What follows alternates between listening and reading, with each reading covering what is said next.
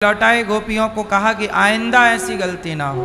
इससे क्या हुआ, गोपियों को सदा सदा के लिए सीख मिल गई।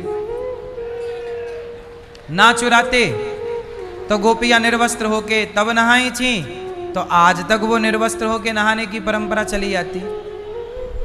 बोलो हाँ। तो हमारे समाज में कोई गलत परंपरा तैयार ना हो जाए, इसलिए भगवान उन गलत परंपराओं को मिटाने के लिए ये लीलाएं करते हैं। आप लोग कथा सुनते हो कि भगवान ने गोपियों के कपड़े चुराए, गोवर्धन उठाया, ये कथाएं सबको पता है, लेकिन इन कथाओं के पीछे मैसेज क्या है यदि वो पूछा जाए किसी से तो वो मैसेज कोई नहीं जानता। अब आप ही बताओ, भगवान ने गोवर्धन उठाया, इसके पीछे क्या संकेत था, क्या शिक्षा है समाज के लिए। गोवर्धन उठा लिया, एक उंगली से सारे ब्रजवासी नीचे आ गए, तलहटी पे सबके प्राणों की रक्षा हुई, इंद्र का अभिमान टूटा, ये सब सही है, ये कथा है। पर मैसेज क्या है हमारे और आपके लिए? मैसेज ये है, आपने सीखा, समाज के लिए मैसेज है कि गोवर्धन को एक उंगली से उठाया भगवान ने। इसका मतलब है गोवर्धन क्या है, गोवर्धन में क्या होता था, गैया चरती थी। तो गोवर्धन क्या है, गौचर भूमि। गोवर्धन क्या है, गौचर, जहां गौ माता चरती हो उसे गौचर भूमि कहते हैं। सरकारी दस्तावेजों में आज भी हर गांव में गौचर भूमि है, सरकारी रिकॉर्ड में, सरकारी दस्तावेज में, हाँ या ना। पर आप जाके प्रत्यक्ष में ढूंढोगे गौचर भूमि तो किसी गांव में नजर नहीं आएगी, कुछ जगह होएगी, वो अलग विषय है। सारे लोगों ने गौचर भूमि पे कब्जा कर लिया। तो भगवान ने द्वापर में ही समझ गए थे कि कलयुग के लोग अपने लोभ के चक्कर में गैया की भूमि तक खा जाएंगे, कब्जा कर लेंगे। इसलिए भगवान ने गोवर्धन उठा के कहा कि जहां गैया चरती है कम से कम उस भूमि को तो अपने हाथ में उठा के रखना चाहिए भैया, उस पर कब्जा नहीं करना। ये मैसेज है गौ माता। अच्छा, भगवान माखन चुराए, मटकी तोड़े, माखन चुराए, सबको पता है कि भगवान माखन चुराते हैं। बताओ, ये तो कथा है कि माखन चुराते, ग्वाल वालों के संग जाते, गोला बनाते, कंधे पे पांव रखते, छींके से मक्खन निकालते, खाते, ये तो हो गई कथा। अब इस कथा से सीख क्या है? यदि हमने सीख नहीं पाई तो आप ही बताइए कि उस कथा का अर्थ क्या निकला। हमने पढ़ाई तो इतनी की, आज हमारी शिक्षा ऐसी ही तो है, पढ़ तो सब रहे हैं, डिग्रियां सबके पास है, पर सीखा क्या? माँ बाप को प्रणाम करना तक आज के बच्चे नहीं सीख पाए, माँ बाप का सम्मान करना तक नहीं सीख पाए, और पढ़े लिखे हैं। तो वो डिग्री किस काम की जो डिग्री आपको सम्मान करना ना सिखाए, माँ बाप की इज्जत करना ना सिखाए, बड़ों का आदर करना ना सिखाए, तमीज ना सिखाए, वो शिक्षा का क्या करोगे आप? वो शिक्षा आपका ही भला नहीं कर सकती, तो भला वो शिक्षा समाज का कितना भला करेगी? अब आप ही बताओ कि भगवान ने माखन चुराया, इससे आप लोगों ने क्या सीख पाई? भैया बताएंगे हमारे पीले। भगवान ने माखन चुराया, पता है सबको, जितने बैठे हैं सबको पता है कि कन्हैया ने बचपन में माखन की चोरी की थी, कथा सबको याद है। चलो उसके पीछे का मैसेज क्या था आप बताओ। नहीं, आपके बगल वाले भैया बताएंगे क्या मैसेज था माखन चोरी का? क्यों चुराया माखन? क्या जरूरत थी चुराने की, और क्या जरूरत थी माखन खाने की?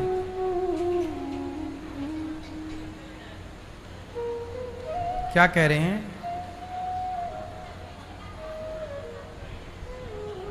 हाँ, भगवान को पता था कि आने वाले कलयुग में लोग गंदी चीजें खाएंगे, पिज्जा, बर्गर, चाउमीन, मोमोज।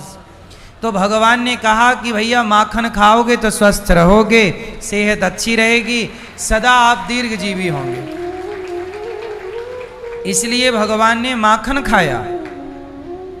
भगवान ने माखन खाया तो समाज के लिए, अरे जो बड़ा, अब मोदी जी ने झाड़ू पकड़ी तो सारे देश के लोगों ने झाड़ू लगाने, बड़ा व्यक्ति जो करता है सारे लोग वही का। भगवान माखन खाए तो सबको लगेगा हम भी खाएंगे। अब जैसे आजकल लोग पिज्जा खाते हैं, जैसे सुपर डुपर स्टार फिल्मी जगत के वो पिज्जा के संग अंडे के संग फोटो खिंचाते हैं, उनका ऐड आता है, तो आपको लगता है कि जब वो पिज्जा खा रहा है तो हम क्यों ना खाएं। तो बड़े को देख के ही तो छोटा सीखता है। आजकल जुए का ऐप डाउनलोड बड़े बड़े सुपर डुपर स्टार अपने मोबाइल पे करके दिखा रहे हैं, तो आपको लगता है जब ये खेल रहा है तो हम क्यों ना खेलें। भाई बड़े से ही तो छोटा सीखता है, बोलो हाँ कि ना। तो भगवान से बड़ा कौन, तो भगवान से तो दुनिया सीखेगी कि जब भगवान मक्खन खाते तो भक्तों को भी मक्खन खाना चाहिए। लेकिन आप लोगों ने मक्खन खाना टोटली छोड़ दिया, आपने मोमोज खाना शुरू कर दिया।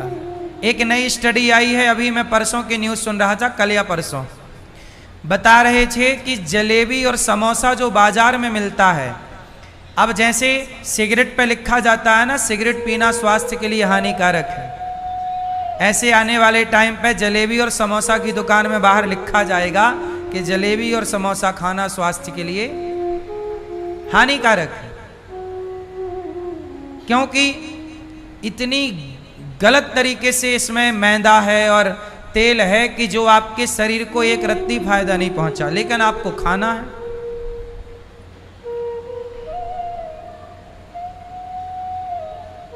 तेल का सिद्धांत होता है, समझो, तेल को एक बार यदि गर्म कर दिया जाए और उसे ठंडा कर दिया जाए और फिर गर्म किया जाए तो वो तेल तेल नहीं रह जाता, वो जहर हो जाता, स्लो पॉइजन हो जाता है।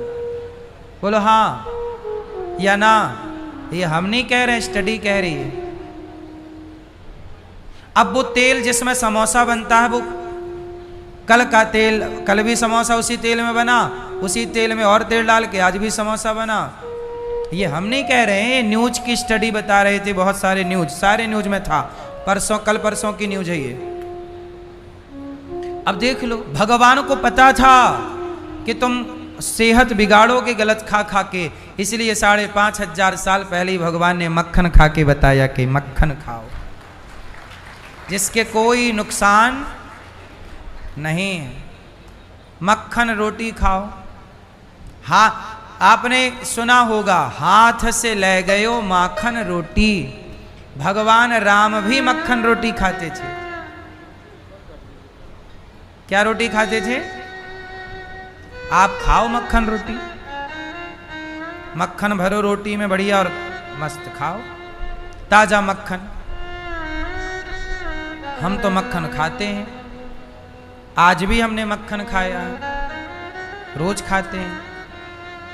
हम नहीं खाते पिज्जा। सोचिए, आज तक हमने मोमोज नहीं खाए, आज तक। मोमोज कैसा होता है बस देखा है, टीवियों में ऐसे होता, फोटो देखी है, ना तो उसे पास से देखा है ना कभी उसे खाया। सोचिए, इतने पिछड़े हैं हम। आप लोगों की आधुनिकता में हम सम्मिलित नहीं हो पाए। पिज्जा, बर्गर, इन सब की तो छोड़ ही दो।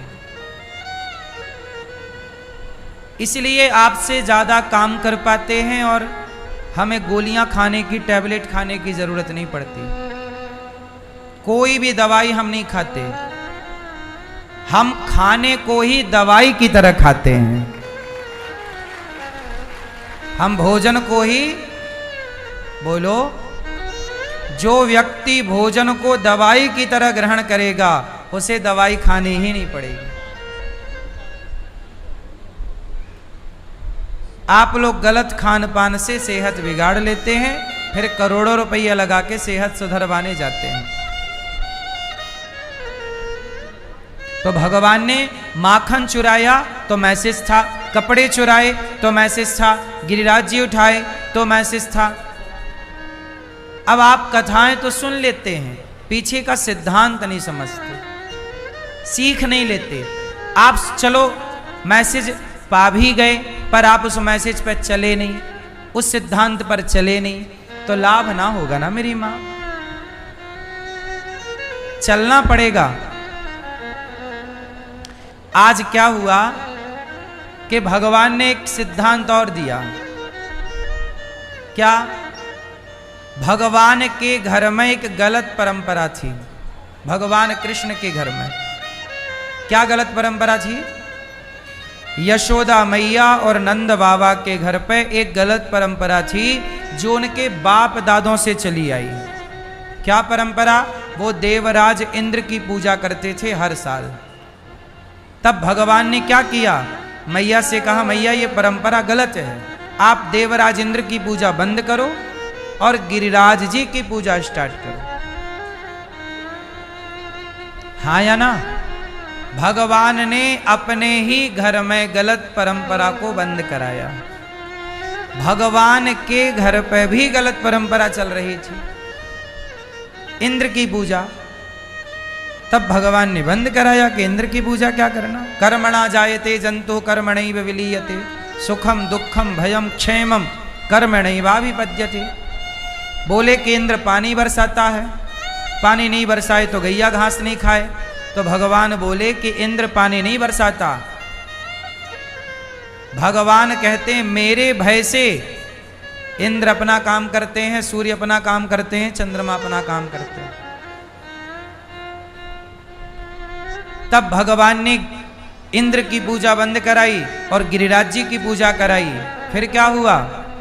जब इंद्र की पूजा बंद हुई तो इंद्र ने पानी बरसाया और जिन ब्रजवासियों ने हर साल उनकी पूजा की उन सारे ब्रजवासियों को मारना चाहा देवराज इंद्र ने। देखो, देवता और भगवान दोनों की पूजा में अंतर है। देवताओं की पूजा एक साल ना करो तो देवता आप पर जानलेवा हमला कर देते हैं, जैसा कि इंद्र ने जानलेवा हमला कर दिया, मूसलाधार पानी बरसाया। जबकि हर साल करते थे तो उसे इस बात का तो तसल्ली रखना था कि यार हर साल इन्होंने हमारी पूजा की, एक साल नहीं की, अब इन्हें क्यों डुबाना। नहीं नहीं, डुबाओ। आदेश दिया बादलों को, आओ पानी बरसाओ, ब्रजमंडल को डुबाओ। पानी बरसाया, जबकि एक साल पूजा नहीं हुई, हर साल तो करते थे। देवताओं की पूजा एक बार तुम भूल जाओगे तो वो आपको हानि पहुंचाएंगे। जबकि भगवान कहते हैं कि पापी से पापी अजामिल भी धोखे से एक बार मेरा नाम ले ले तो मैं उसका भी उद्धार कर देता हूं।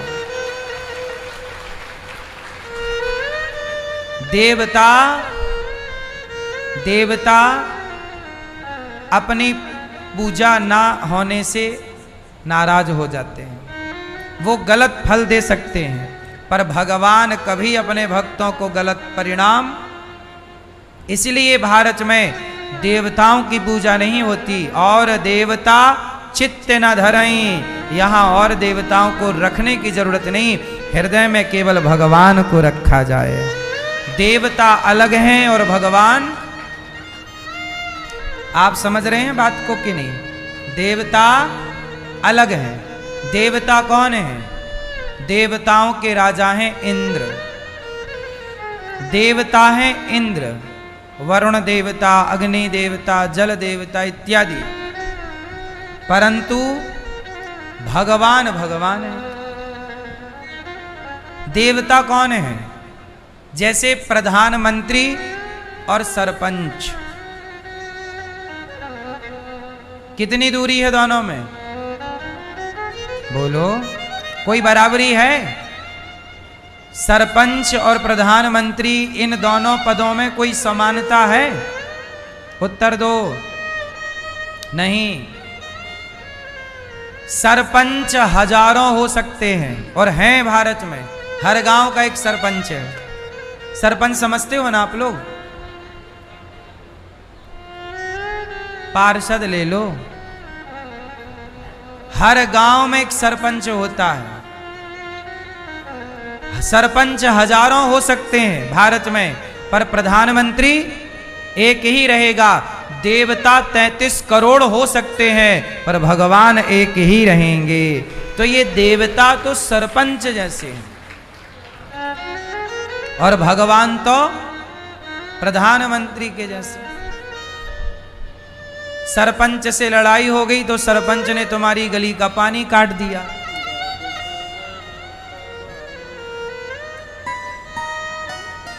बोलो हाँ। तो सरपंच गुस्सा हो सकता है, पर प्रधानमंत्री जी को कितने लोग गालियां रोज देते हैं, वो किस पर अपना गुस्सा निकालते हैं? बोलो हाँ कि ना? किसके घर का बिजली पानी बंद करने आते हैं? बोलो हाँ। जो दिन रात प्रधानमंत्री को गाली देते हैं उनको भी बिजली पानी मिल रहा है। तो कहने का अर्थ ये है कि देवताओं की पूजा, इसलिए हमारे यहां देवताओं के मंदिर नहीं है। भारत में किसके मंदिर हैं? भगवान के। इसलिए कहता हूं भगवान की आराधना करिए। अकामः सर्व कामो वा मोक्ष कामा उदारधि तीव्रेण भक्ति योगेन यजेत पुरुषम परम। किसी की उपासना करोगे तो देवताओं के पास एक पावर है। यदि आपने इसकी कामना के लिए इस देवता की पूजा की तो वो देवता केवल वही फल दे सकता है, पर भगवान तो सब कुछ देने की सामर्थ्य रखते हैं। सरपंच के पास कितना पावर है? केवल एक गांव का होगा, पर प्रधानमंत्री के पास पूरे देश का पावर है। ऐसे भगवान के पास पूरे ब्रह्मांड का पावर है। अच्छा, मैं आपको एक चीज और क्लियर करूं। देवता और भगवान, देवताओं की संख्या कितनी है? 33 कोटि। कोटि मतलब प्रकार भी कुछ लोग अर्थ करते हैं, करोड़ भी करते हैं। तो करोड़ ही सही है, क्योंकि हमारे यहाँ सबको गिना जाए। हमारे यहाँ तो सांप को भी देवता मानते हैं, नदियों को देवी, समुद्र को देवता, तुलसी देवी, वृक्ष देवता, ये सारे देवता माने जाएं तो 33 करोड़ ही है। बोलो हाँ। लेकिन भगवान कितने हैं? जोर से, जोर से। एक। एको ब्रह्म द्वितीयो नास्ति। ईश्वर एक है। वो भगवान का नाम क्या है? उन भगवान का नाम है श्री कृष्ण, श्री राम, श्रीमन नारायण। चाहे आप उन्हें कृष्ण नाम से पुकारिए, चाहे आप उस परमात्मा को राम नाम से पुकारिए, चाहे विष्णु के नाम से पुकारिए, चाहे हरि के नाम से पुकारिए, चाहे आप नारायण के नाम से पुकारिए, बात एक ही। वो परमात्मा एक है। एको ब्रह्म द्वितीयो नास्ति। लेकिन एक बात यहां और समझने की है कि भगवान एक है, पर भगवान के अंग 5 हैं। अब जरा यहां और थोड़ा सा क्लियर कर लो, बात पूरी समझ में आने। ज्ञान होए तो पूरा होए, ना होए तो ना होए। तो पूरे ज्ञान की ओर चलते हैं। भगवान एक हैं। फिर से बोल दो एक बार, ईश्वर। लेकिन उस ईश्वर के अंग 5 हैं। बात समझ में आई? जैसे आपके 2 हाथ, ये आपके ही 2 हाथ हैं, आपका अंग। आपकी आंख आपका ही अंग है, आपका हाथ आपका अंग है, आपका पांव आपका अंग है। बोलो हाँ। एक शरीर में अनेक अंग होते हैं। बोलो हाँ कि ना? पूछता ना किस अंग में दर्द है, डॉक्टर पूछता है किस अंग में दर्द है, तो अंग बताओ कि इस अंग में कि इस अंग में, लेफ्ट में कि राइट में, ऊपर के नीचे। शरीर एक है, लेकिन एक ही शरीर में आपके अंग बहुत सारे हैं। बोलो हाँ। उसी तरह भगवान के 5 अंग हैं। अब आपको ध्यान से सुनाता हूं कौन। ईश्वर के 5 अंग कौन है? ईश्वर का एक अंग है भगवान नारायण, का ही एक अंग है भगवान विष्णु। फिर से बोल दो, भगवान नारायण का एक अंग क्या? विष्णु। दूसरा अंग भगवान शंकर। भगवान विष्णु, भगवान तीसरा अंग गणपति, गणपति बप्पा। चौथा अंग शक्ति, बिना शक्ति के काम नहीं होता, शक्ति मतलब दुर्गा। पांचवा अंग सूर्य, इसलिए सूर्य में भी नारायण शब्द जुड़ा, सूर्य नारायण। सूर्य और चंद्रमा ये भगवान की आंख है। तो कितने हो गए? 5। पांचों के नाम हमें जरा याद कराओ। मुंह बंद करके नहीं, खोलो। भगवान विष्णु, बोलो भगवान, जोर से। भगवान विष्णु, भगवान शंकर। तीसरा गणपति, चौथे दुर्गा, पांचवे सूर्य नारायण। इन पांचों की उपासना सनातन संस्कृति में होती है। यदि आप भगवान विष्णु, भगवान राम, भगवान कृष्ण, नारायण, जगन्नाथ जी, बिहारी जी, राधा रमण जी, राधा वल्लभ जी, द्वारिकाधीश जी, विठलनाथ जी, बद्रीनाथ जी, ये सब एक हो गए। एक नारायण मतलब ये सब एक। शंकर मतलब 12 ज्योतिर्लिंग, शंकर मतलब हनुमान जी। हनुमान जी भी किसके भीतर आ गए? क्योंकि शंकर जी ही हनुमान जी हैं। दुर्गा, जब दुर्गा का नाम लिया तो 52 शक्तिपीठ आ गई। केला माता, काली माता, भद्रकाली माता, सारी माता आ गई। बोलो हाँ। तो इसलिए हमारे सनातन में इन 5 की उपासना। यदि आप इन 5 से अतिरिक्त छठवें की उपासना आप करते हैं तो आप गलत हैं। और यदि आप इन 5 की ही उपासना करते हैं या इन 5 में किसी एक के उपासक हैं तो आप सही हैं। ये सनातन है। हर सनातनी को ये बात जान लेना चाहिए। ये हर सनातनी के लिए है। अब कुछ लोग कहते हैं कि मैं राम को मानता हूं, कुछ लोग कहते हैं मैं कृष्ण को मानता हूं, मैं नारायण को मानता हूं, पर मैं शंकर जी को नहीं मानता। यदि कोई ऐसा कहे, कोई कहे कि मैं शंकर जी को मानता हूं पर राम कृष्ण को नहीं मानता, यदि कोई ऐसी बात कहे तो समझ लो ये 1 नंबर का गधा है।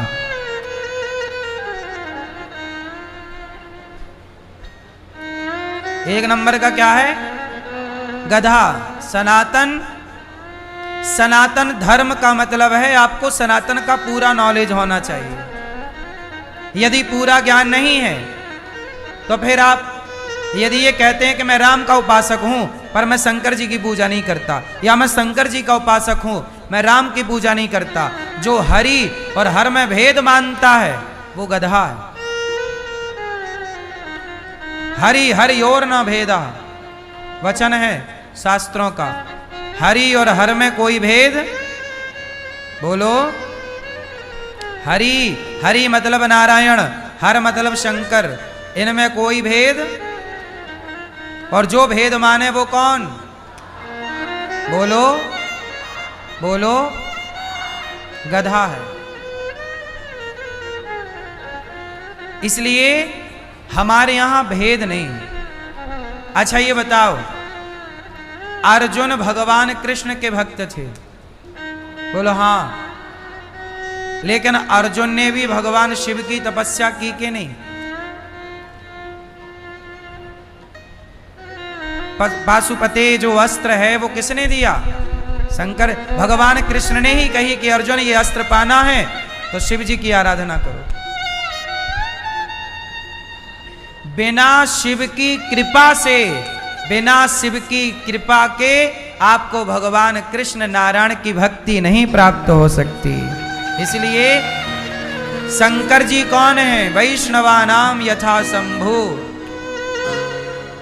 भगवान के सबसे बड़े भक्त कोई हैं तो शंकर जी। भगवान के सबसे बड़े भक्त कोई हैं तो शंकर जी।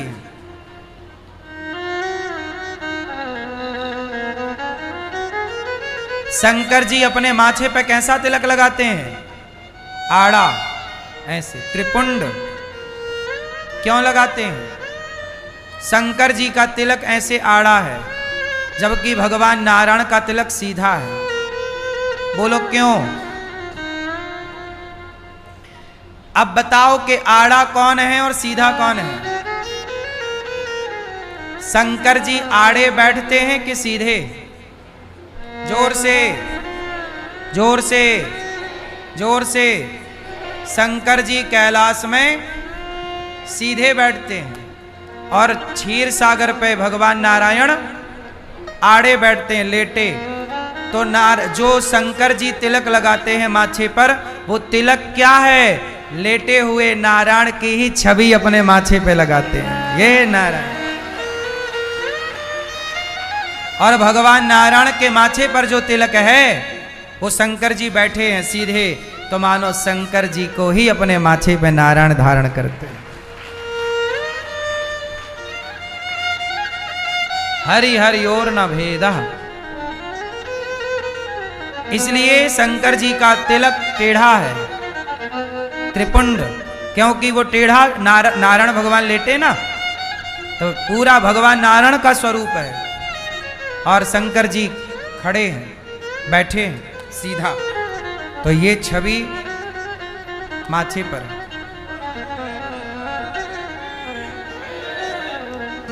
पर कुछ लोग हैं जो भेद मानते हैं।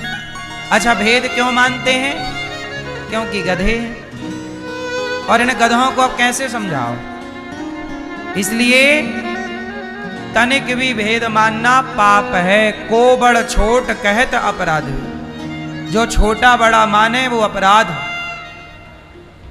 इसलिए सच्चा सनातनी वही है, सच्चा हिंदू वही है कि जो राम कृष्ण नारायण शिव जी दुर्गा और सूर्य और गणेश जी में अपनी आस्था रखे, सबके प्रति आस्था हो सब में। क्योंकि हमारे यहाँ कोई भी शुभ काम होगा तो पहली उपासना गणेश जी की होगी।